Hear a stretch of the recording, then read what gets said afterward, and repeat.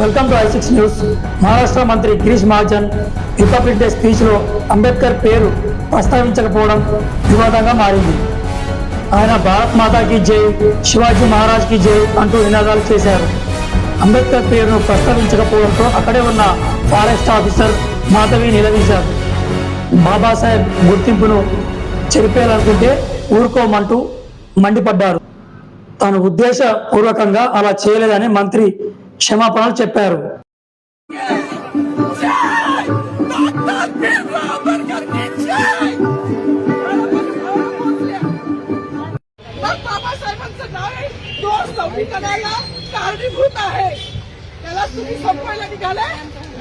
मला मीडियाशी घेणं नाही मॅडम. मला सस्पेंड केलं. मी माणूसचे गाड्या उपसी मी माती काम करीन पण बाबासाहेबांची ओळख पुसून येणार नाही. मला सस्पेंड करायचं करू शकता.